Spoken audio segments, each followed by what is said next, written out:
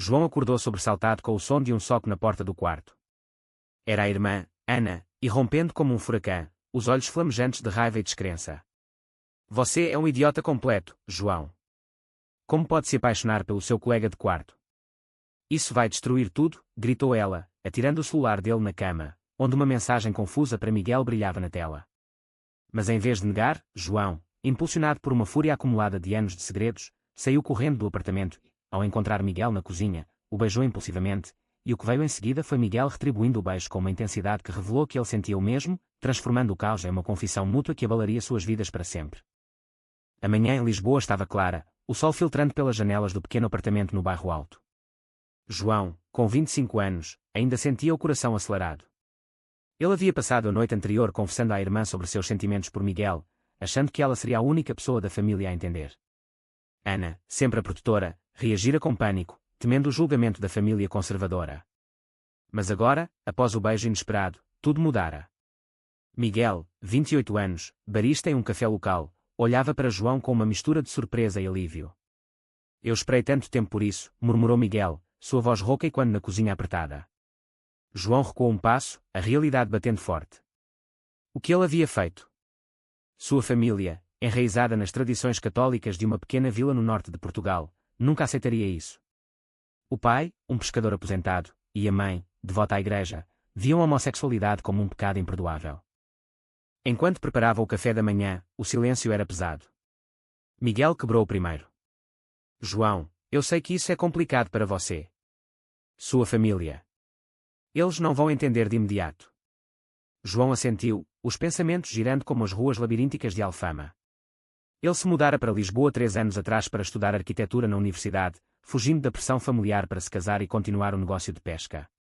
Miguel entrara em sua vida como colega de quarto, respondendo a um anúncio online. No início, era só conveniência, dividir despesas em uma cidade cara. Mas aos poucos, as conversas noturnas, os jantares compartilhados e os olhares roubados transformaram a amizade em algo mais profundo. João lutava internamente, ele amava sua família, mas odiava a máscara que usava. Agora, com o beijo, a máscara caíra. Ana ligou minutos depois, a voz trêmula. João, onde você está? Mamãe ligou, ela ouviu rumores da vila. Alguém viu você com Miguel em um bar. O pânico de João aumentou. Rumores. Como? Ele desligou, sentindo o estômago revirar. Miguel, percebendo a angústia, colocou a mão em seu ombro. Vamos enfrentar isso juntos. Mas você precisa decidir, esconder ou assumir. João sentiu o peso da escolha. Assumir significava perder o apoio financeiro da família, talvez ser expulso das festas tradicionais. Esconder significava trair a si mesmo e a Miguel. Ele optou por um meio-termo, contar a Ana primeiro, pedindo que ela o ajudasse a preparar o terreno. Mas Ana, dividida entre lealdade à família e ao irmão, hesitou. Eu te amo, mas isso pode nos dividir todos. O dia prosseguiu tenso. Na universidade, João mal se concentrava nas aulas. Seus colegas, liberais na superfície, ainda sussurravam sobre aqueles tipos nos corredores. A sociedade portuguesa, apesar dos avanços legais, casamento gay legalizado desde 2010, ainda carregava resquícios de conservadorismo, especialmente fora das grandes cidades. João imaginava o pai, Manuel, reagindo com fúria, talvez o deserdando. A mãe, Maria, choraria, rezando pela salvação da alma dele Miguel, por outro lado, vinha de uma família mais aberta em Porto, mas mesmo assim enfrentar a rejeição inicial. Meu pai me ignorou por meses, confessara Miguel uma noite. Agora, ele pressionava João por uma decisão rápida, temendo que o atraso os separasse. À noite, eles saíram para um passeio pelo Chiado. As luzes da cidade iluminavam as fachadas azulejadas, mas João sentia uma sombra interna. E se eu errar? Perguntou a Miguel. Todo mundo erra, mas não tentar é o maior erro. Eles pararam em uma praça, onde um músico tocava fado, canções de saudade que ecoavam os conflitos de João. De repente, uma mensagem do pai: venha para casa no fim de semana. Precisamos conversar. O coração de João parou. Ana devia ter falado algo. Ele olhou para Miguel, os olhos suplicantes. Vou sozinho. Preciso resolver isso. Miguel assentiu, mas com dor visível. Aquela decisão marcaria o início de uma série de confrontos que testariam seus limites. No trem para o norte, João repassava mentalmente o discurso. Ele chegaria à vila, confrontaria a família e assumiria quem era. Mas ao chegar, encontrou não só os pais, mas tios e primos reunidos. Ana, traidora involuntária, havia alertado todos para salvar João. O pai explodiu: isso é uma fase. Você precisa de ajuda. João, tremendo, defendeu-se: não é fase, pai. Eu amo Miguel. O silêncio que seguiu foi ensurdecedor. A mãe chorou, o pai saiu batendo a porta. Ana, arrependida, sussurrou: eu tentei protegê-lo. Mas o dano estava feito. João voltou a Lisboa ferido, questionando se valia a pena o preço da honestidade. Miguel o esperava ansioso. Como foi? João desabou em seus braços, contando tudo. Miguel o consolou, mas internamente temia que João recuasse. Não desista de nós, implorou. João prometeu lutar, mas o conflito interno crescia. Ele começou a evitar chamadas familiares, focando no relacionamento.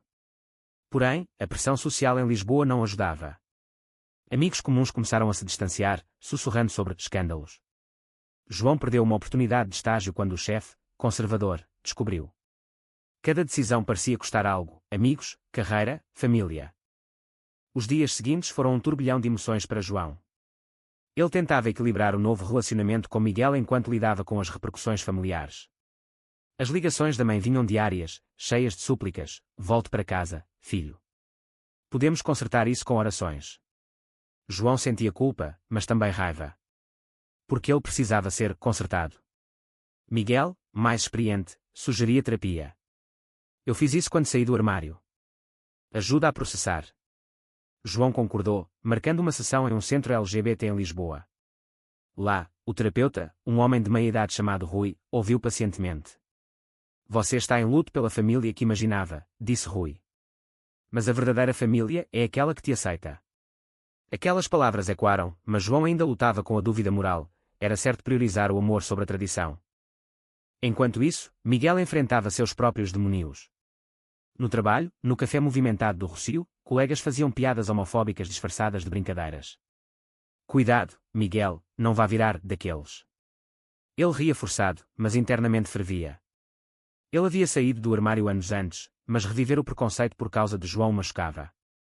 Uma noite, após um turno exaustivo, ele confrontou João: eu te amo, mas não posso ser seu segredo para sempre.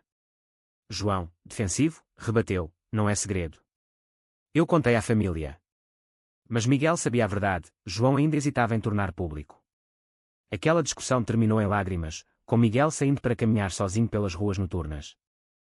Ana, sentindo remorso, viajou a Lisboa para se desculpar. Encontrou João no apartamento, Miguel ausente. Eu errei, irmão. Queria proteger você, mas causei mais dor. João a abraçou, mas exigiu: ajude-me a convencê-los. Ana prometeu tentar, mas avisou: pai é teimoso. Ele acha que isso é influência da cidade grande. Eles passaram a tarde planejando, mas uma ligação interrompeu. O pai sofrera um pequeno acidente na pesca, nada grave, mas suficiente para culpabilizar João. Ele diz que é castigo divino por sua escolha. João sentiu o peso da superstição familiar, questionando se sua felicidade valia o sofrimento alheio. No centro da cidade, João e Miguel tentavam normalizar a vida. Saíram para um jantar em um restaurante típico, comendo bacalhau e bebendo vinho verde. Mas olhares curiosos de mesas vizinhas os incomodavam. Um casal idoso murmurou algo sobre degenerados. Miguel apertou a mão de João sob a mesa, um gesto de desafio. Ignoro-os, disse. Mas João não conseguia. Ele se lembrava da vila, onde todos se conheciam e julgavam. De volta ao apartamento, eles conversaram sobre o futuro.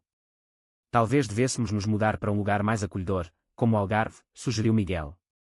João riu amargamente: fugir não resolve. Precisa enfrentar. A tensão culminou em uma festa de amigos. Um colega da universidade convidou-os, mas ao chegarem, João ouviu sussurros: ele é gay. Que pena, era um cara legal. Humilhado, ele saiu cedo, deixando Miguel para trás. Miguel, frustrado, o seguiu. Porque você foge. Isso é quem somos. João explodiu: é fácil para você. Sua família aceitou. Miguel rebateu: não foi fácil. Lutei por isso. A briga os separou por uma noite, cada um refletindo sobre o custo do relacionamento. João passou horas caminhando pelo Tejo, ponderando se o amor valia a solidão. No dia seguinte, reconciliação veio com uma decisão ousada. João escreveu uma carta à família, explicando seus sentimentos sem desculpas. Eu sou gay, e amo Miguel. Isso não muda quem eu sou como filho. Enviou-a, sentindo liberação e terror. Miguel, orgulhoso, o apoiou. Mas a resposta veio rápida. O pai ligou, furioso. Você está morto para mim se continuar com isso. João desligou, chorando. Ana interveio, visitando os pais para mediar. Ela argumentou, ele é seu filho. O amor não é pecado. Mas o pai, influenciado pela igreja local, resistia. A mãe, dividida, começou a questionar suas crenças. Enquanto isso, no trabalho de Miguel, um cliente homofóbico causou confusão ao ver uma foto de João no celular dele. Não serve para pervertidos, gritou o homem, saindo. O chefe, para evitar escândalo, reduziu as horas de Miguel. Desculpe, mas negócios são negócios. Miguel, indignado, considerou largar o emprego. Isso é discriminação, disse a João. Juntos, eles pesquisaram direitos LGBT em Portugal, descobrindo leis protetoras, mas a prática era diferente.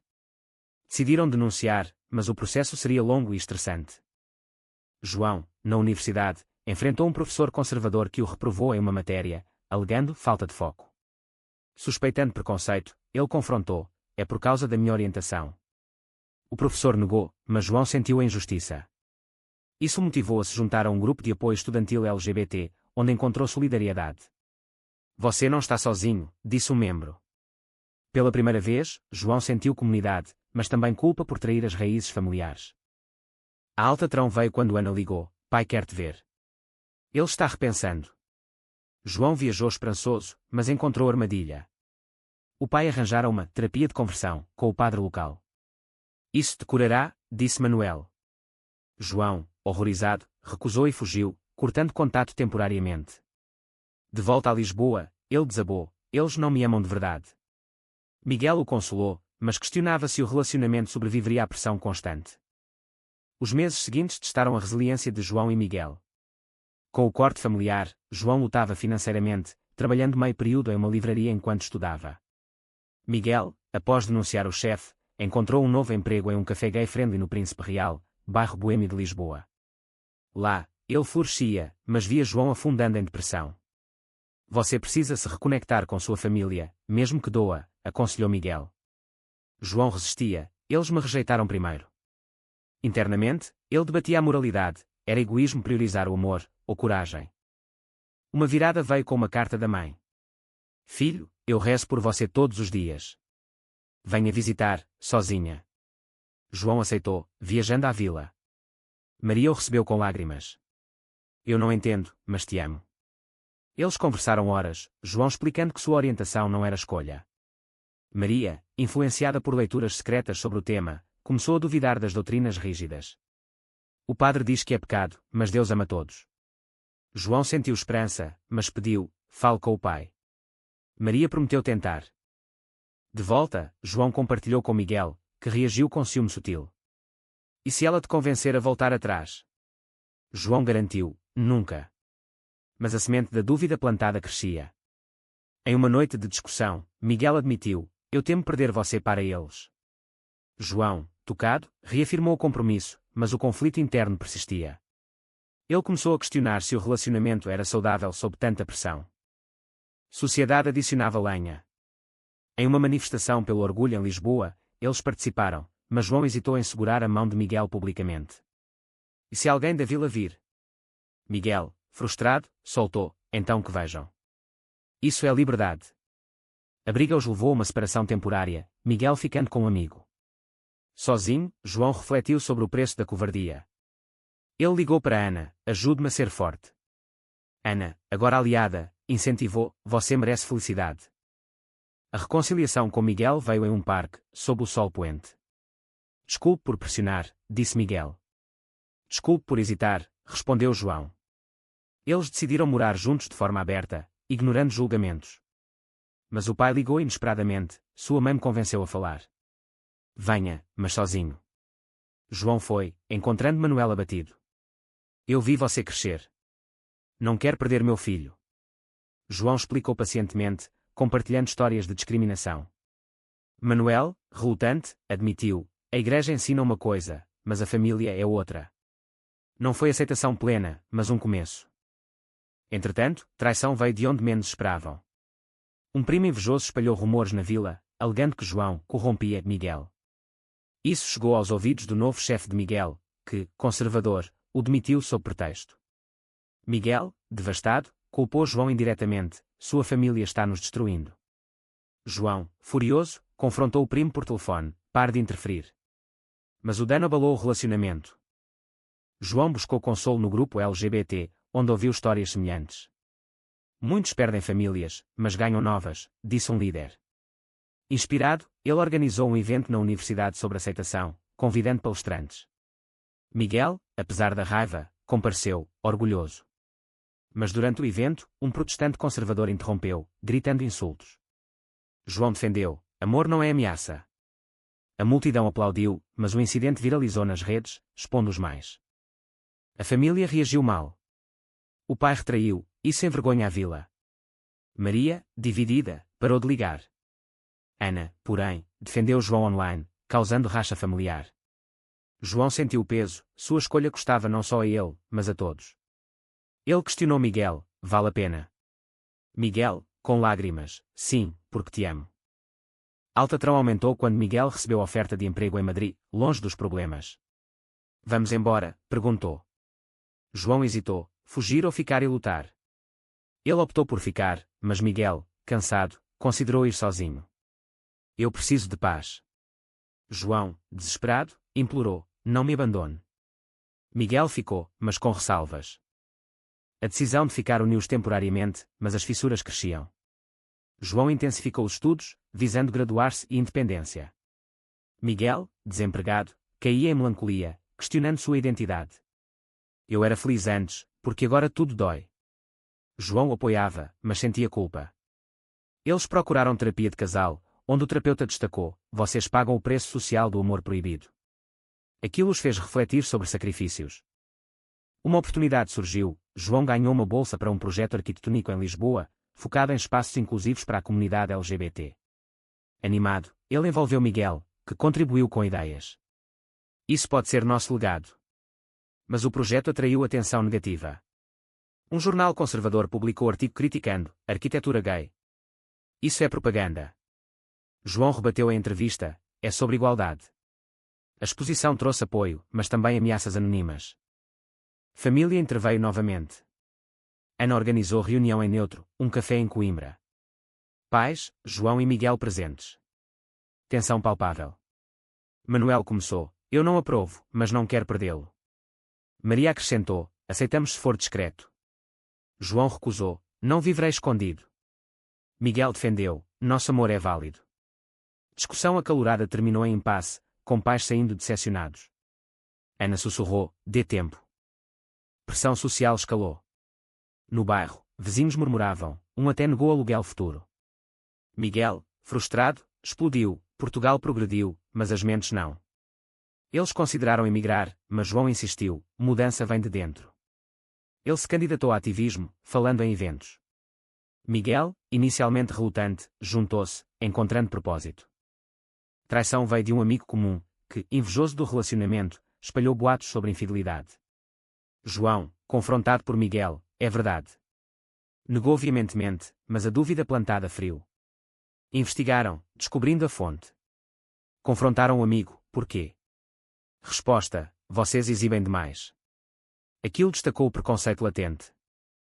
João, abalado, reconectou com a mãe secretamente. Ela admitiu: estou lendo sobre isso. Talvez eu estivesse errada. Progresso lento, mas valioso. Pai, porém, adoecera, estresse contribuindo. João visitou, culpando-se. Minha escolha te machuca. Manuel rebateu: sua escolha me força a mudar. Momento de vulnerabilidade. Miguel, enquanto, encontrou emprego estável. Celebraram, mas uma discussão sobre casamento surgiu. Portugal permite, por que não? João hesitou: família não aprovaria.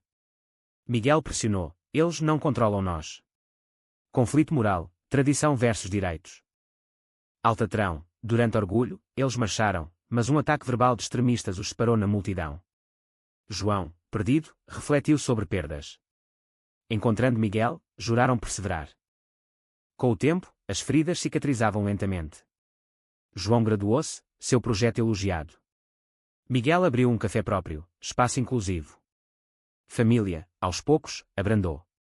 Maria visitou Lisboa, conhecendo Miguel melhor. Você o faz feliz, admitiu. Manuel, relutante, enviou mensagem: venham para o Natal. João aceitou cautelosamente. Mas danos perduravam. Amigos perdidos, carreira impactada, saúde mental fragilizada. Eles discutiam escolhas, erramos em apressar.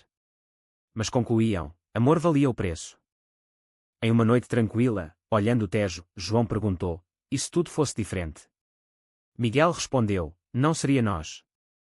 A sociedade mudava devagar, mas eles contribuíam. João escreveu livro sobre experiências, inspirando outros. No fim, paz relativa. Mas a pergunta foi certo priorizar o amor individual sobre as expectativas familiares e sociais, ou isso foi um ato de egoísmo que causou dor desnecessária?